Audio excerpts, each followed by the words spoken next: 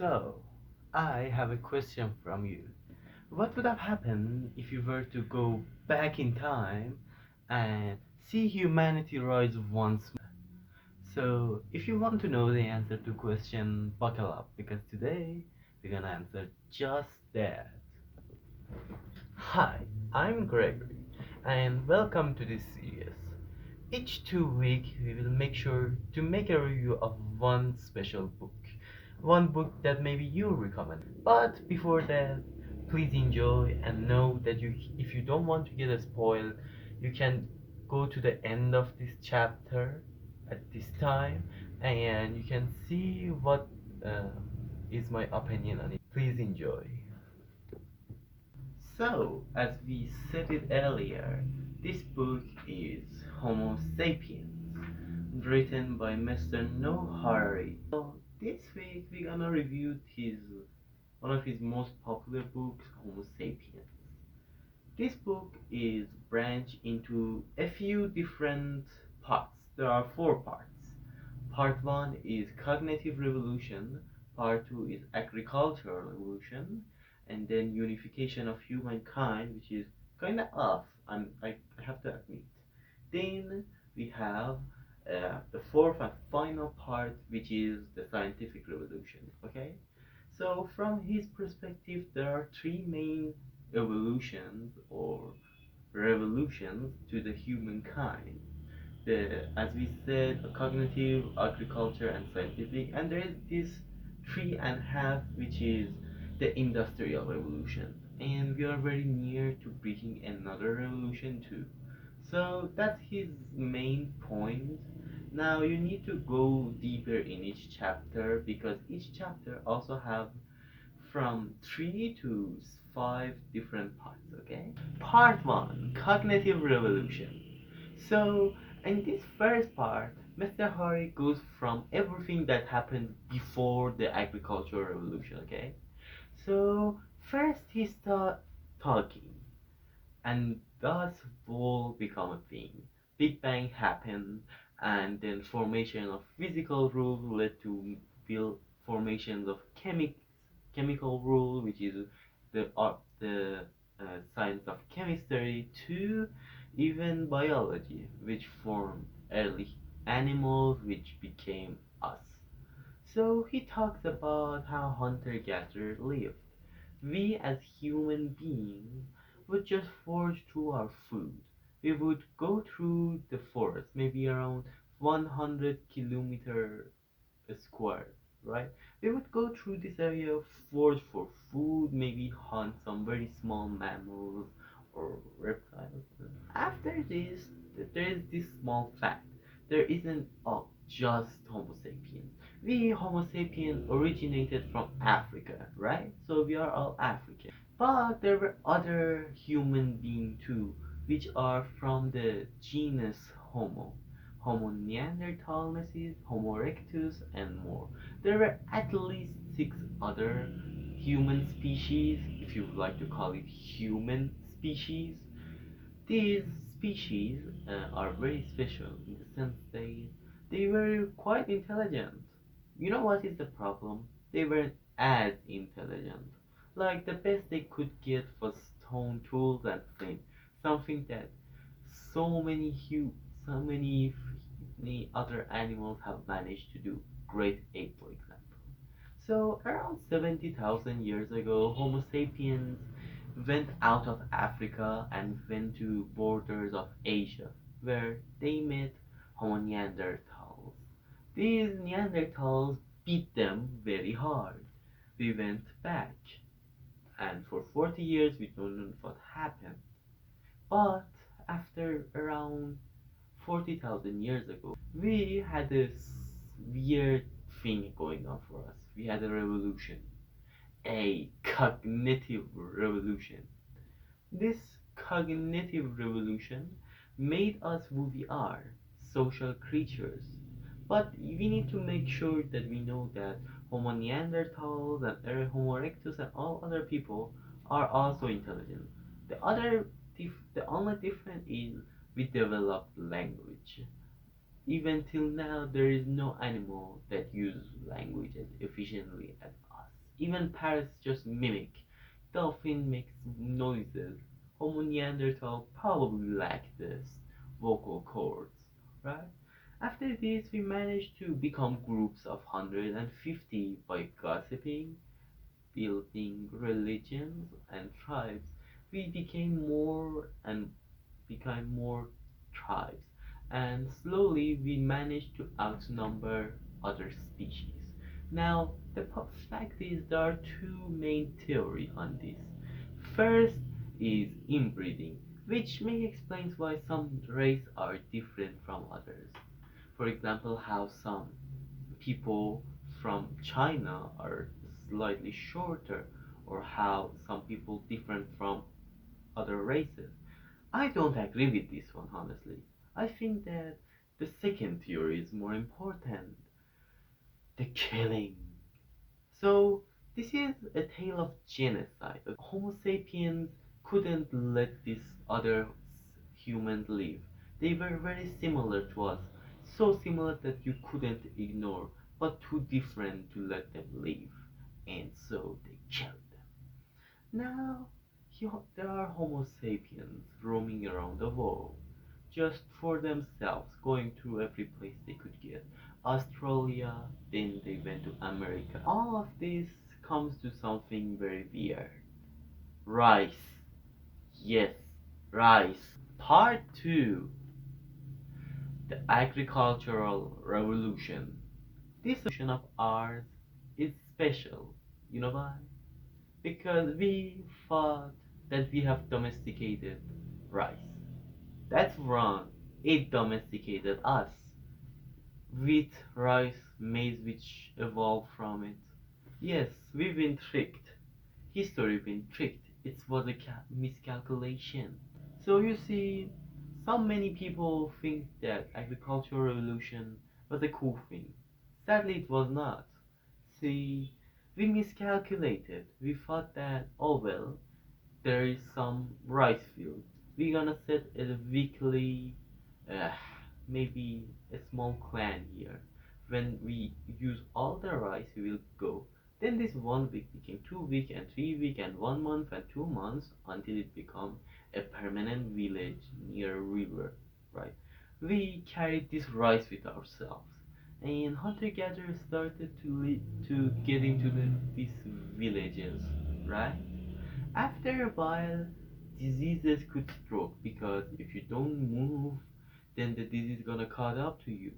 And there was this problem of overpopulation. There was this surplus of food, and there were not a lot of people.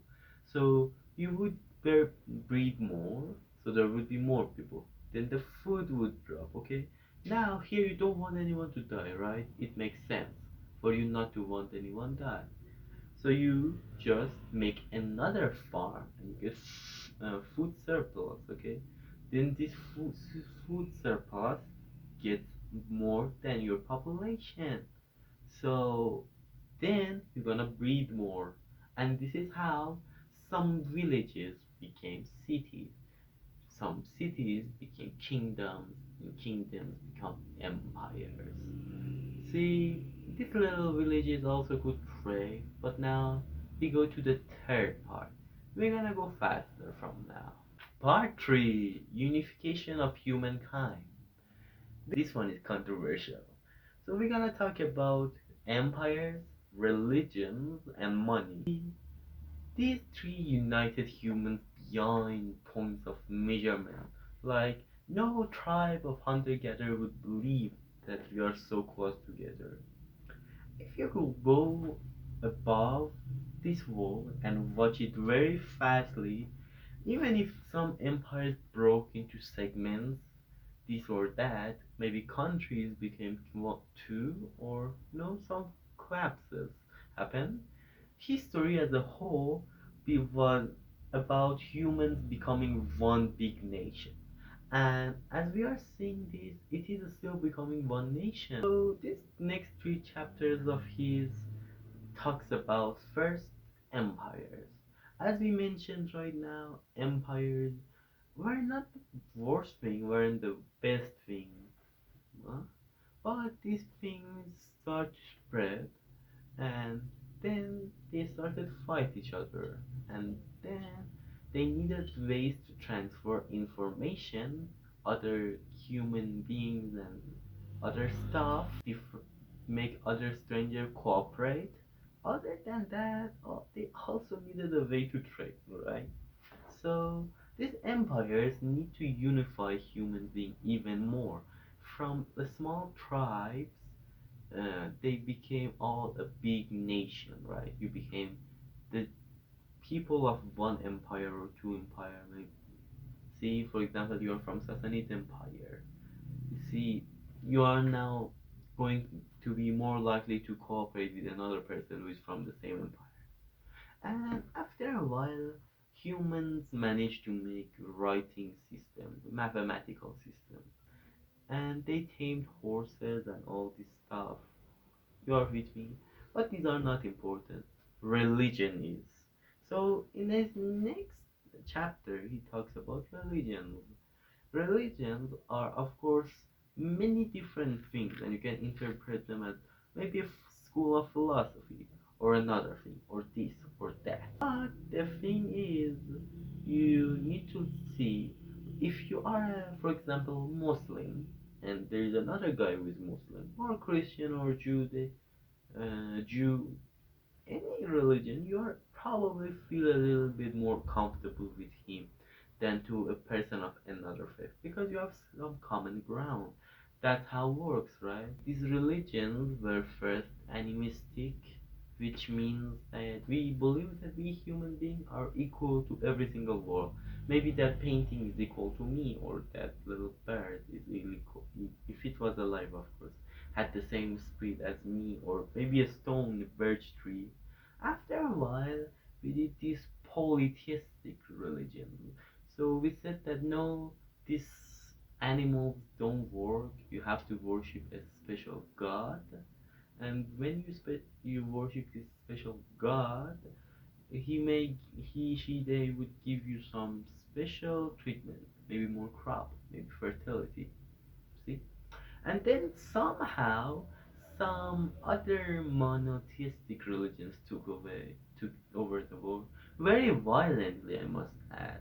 Like Muslims, Christians, and Jews killed more people than you think, honestly, than like Roman emperor or Greeks who had destroyed everyone.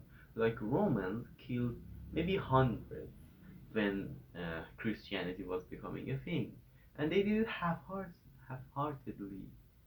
But Christians from two different parts, Orthodox and I don't know, Protestant, and they didn't kill each other like it's a game. Empires had a little bit of limitation, and religion also have a bit of limitation. You know what doesn't have limitation? Money. Money. I would be fine trading with US dollar or uh, Canadian dollar or any dollar, right? Or real or toman or I don't know, yen, this, that, right? We would deduct that in some big wars, Christians were using Muslim coin and Muslim were using Christian coin. You know what is the war? Comment it down because I forget. So see, money would let you trade, and trading it went. Humans started to make big relationships. Like, if someone has money, you are more likely to trust him because you know he has power and resource, right? And these days, everyone talks about money this, money that, and yeah, money is illusion. It's all an imagination, right? You know how banks and capital works, all illusions of future, which gives to this special scientific revolution. See, money let those merchants live. These merchants wanted more money because they were very greedy. You know what they did? Said, I'm gonna take sail to India. They went to India. Oh, it isn't India. It is America and Australia. We fucked up. So, listen. As you may expect, humans, mostly Europeans, started to see, oh wait, there are other places than Europe and Asia and Africa, and we were ignorant. Before this, you thought that God knows everything and all things, right? But after this, reality kind of shattered. After Mr. Columbus went to other places, he saw that, oh wait, there's other places. He didn't believe there are other places. He called the Americans Indians. You see, these days, if you went to a new place, don't call them by the place you thought you are in. You just see if it's new thing. Anyway, Europeans had a new idea that we don't know anything and we have to learn everything. So they went and conquered the world, made new stuff, right? They made new weaponry at first, then artillery, vehicles, and then they came back to Muslim. We're like, hello, sir, we have to talk. So yeah, that's what happened to Muslims and Africans and Asians. Jesus, what have you done, Europeans? Anyway, after a while, these new empires just left, and a World War II happened and everything. See, nowadays, so if you skip to here, well, good. I wanna give my opinion and I'm gonna freestyle it. My opinion on this book is very positive, and I think that I'm gonna recommend it to many friends of mine. I really love this. This one was really special. You know why? How to say? This book has a lot of things to say. It's very dense. It need to learn from history. Not to don't repeat it or repeat it, but to get free from it. For example, if you learn that maybe lawns aren't really that cool. They are just to show power. Then maybe when you're building a house, you can just use another thing. Maybe you make a pool. Oh wait, pool is also a way of showing your power. You can do something cool with it then. Maybe something new. Yeah. If you know how something is made, you can make it too. If See, this book was really good for people who want to get into history. I think that because it was really fun, it was really like chatty. I think, right? Like I felt that the guy is talking to me as a person. We are just chatting together, right? I say that yeah, make sure to read it in any ways you can, in any languages you can, right? Just do it fast. Now, for the next week, we'll have a Homo Deus. This one is a little bit special. This one is a bit sci-fi, I call it. But it's a good book too, so buckle up for the next 2 weeks, darling.